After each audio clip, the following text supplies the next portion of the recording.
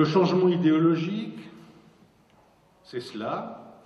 Et tout ça s'accompagne d'un mouvement sur lequel je voudrais insister un peu plus, qui est le rôle des médias dans cette affaire du changement du citoyen par rapport à la politique et par rapport à la démocratie. Je le fais parce que je crois qu'on est tous les uns et les autres extrêmement sensibles à ce poids de plus en plus important des médias dans le façonnement même de notre système politique. Alors, je ne sais pas si vous avez remarqué, quelle que soit la réunion à laquelle on assiste, sur n'importe quel sujet, moi j'en fais beaucoup dans beaucoup d'endroits de France, sur des thèmes très divers. Très vite, dans les premières questions qui sont posées, dans les premiers éléments du débat, les gens lèvent la main pour se plaindre des médias, d'abord de la télé, mais aussi, cher Bonichon, de temps en temps aussi des autres médias. Il y a une espèce de malaise par rapport aux médias. On sent tous qu'il y a un problème du vivre avec les médias dans une démocratie comme la nôtre. Alors, je voudrais en dire quelques mots, parce que c'est un de mes thèmes de recherche, donc il faut bien que vous y passiez aussi comme mes étudiants, mais parce que je crois que c'est au cœur d'un de nos problèmes. Vous savez comment sont les profs? Ils aiment bien qu'il y ait un début à une histoire. Comme je suis un peu prof, j'ai cherché un début, alors j'ai trouvé une date. Je sais qu'elle est discutable, on pourrait en trouver 20 autres, mais c'est la mienne. Je vous la donne, c'est le 23 septembre 1952. Pour moi, tout a commencé le 23 septembre 1952 avec le discours de Chequers. Je vois qu'il y a beaucoup de gens qui sont familiers du discours de Chequers ici, évidemment. Quand je parle à mes étudiants new-yorkais du discours de Chequers, ça se passe en Amérique, eux-mêmes me disent « mais qui c'est Chequers? Où c'est Chequers ?» Alors, si eux, ils ne savent pas, peut-être que vous savez plus tous très bien. Alors, je vais me rappeler de Chequers, parce que je trouve que Chequers explique bien ce qui se passe, à mon avis, depuis un demi-siècle, mais avec un professionnalisme de plus en plus parfait des hommes politiques.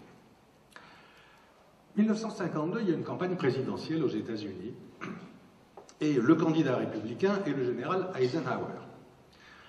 Le général Eisenhower prend comme candidat à la vice-présidence sur son ticket, comme on dit là-bas, un inconnu, un avocat élu, mais peu connu du public, qui s'appelle Richard Nixon.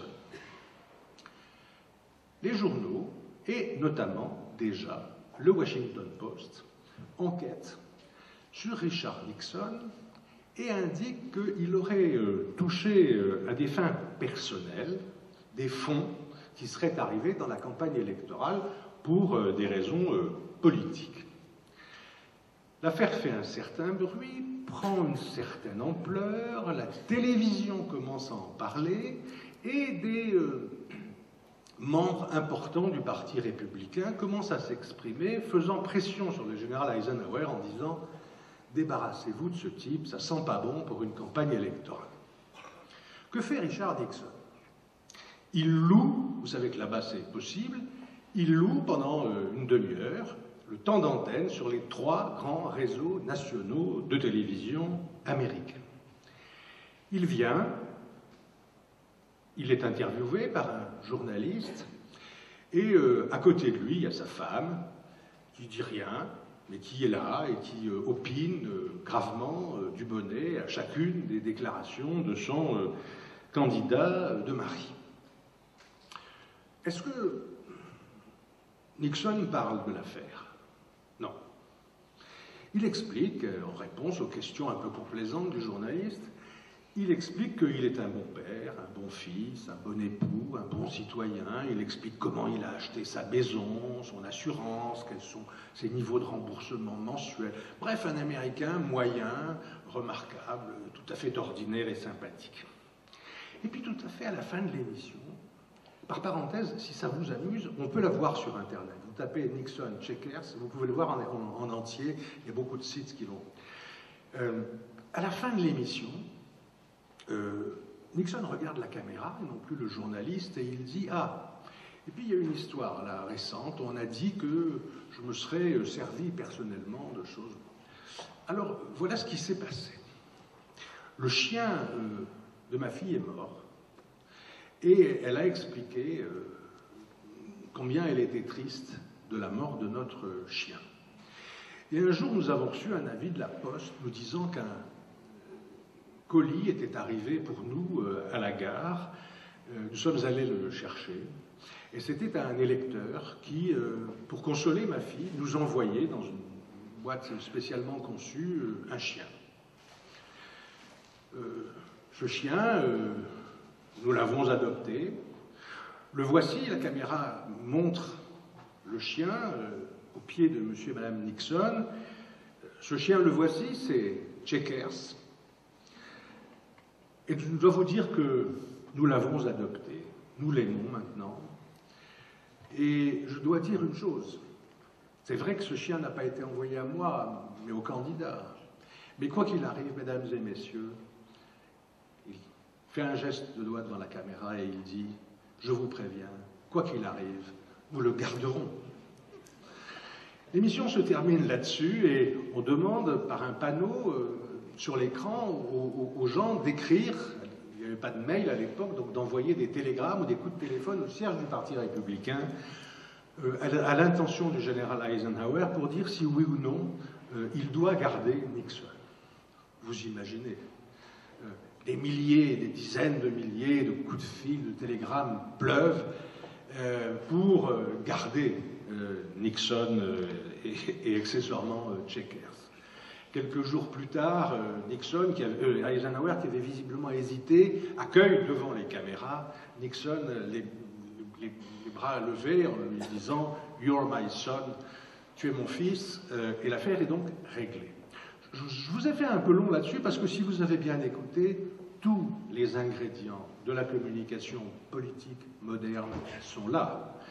L'utilisation des médias, l'utilisation de l'émotion plutôt que de l'argumentation, la volonté donc de déplacer du terrain de la rationalité vers un terrain de l'image et de l'émotion et de l'emporter sur ce terrain-là grâce à la télévision, instrument par excellence de l'émotion. Je crois que le monde politique, la démocratie a changé depuis cette affaire. Bon, je veux bien que Checkers ne soit pas le premier, enfin, on peut en discuter. En tout cas, depuis cette période, quelque chose s'est évidemment passé. Et je crois que c'est d'autant plus important que c'est en effet cette apparition de la télévision comme moyen de déplacer le terrain démocratique de l'argumentaire vers l'émotion. C'est précisément le moment où se développe par ailleurs ce que j'ai dit tout à l'heure sur la volatilité de plus en plus importante de l'électorat, sur notre fidélité de moins en moins structurée à des contraintes sociologiques.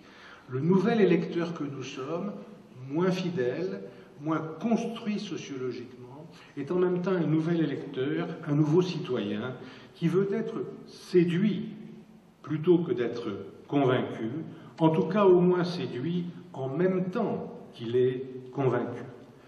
Je crois que cette médiatisation de la politique a changé les règles du jeu et n'en finit pas de changer les règles du jeu.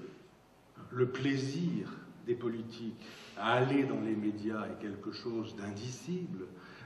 Moi qui suis de temps en temps dans les salles de maquillage, je peux vous dire que là, je vois le bonheur d'être un homme politique. Quand est-ce qu'on est une vraie vedette? C'est quand on s'occupe de vous dans un salon de maquillage.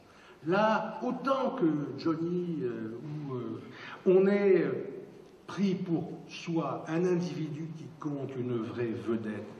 On aime la télévision pour ça. Et d'ailleurs, on y va parfois à tort ou à travers. Je voyais un jour un homme politique très important dans sa région qui, le jour même où il devait donner une interview au grand journal régional, ne l'a pas fait parce qu'il était invité le même jour à aller à une émission de débat sur LCI. Une erreur de stratégie inouïe. Le quotidien régional, j'allais dire tout le monde le lit. LCI, c'est vraiment... qui disait LCI, ça veut dire la chaîne des invités. C'est sûrement ceux qui y vont, qui regardent ce qui s'y passe. Mais voilà, il y a ce plaisir d'aller à la télé, d'être maquillé, d'être...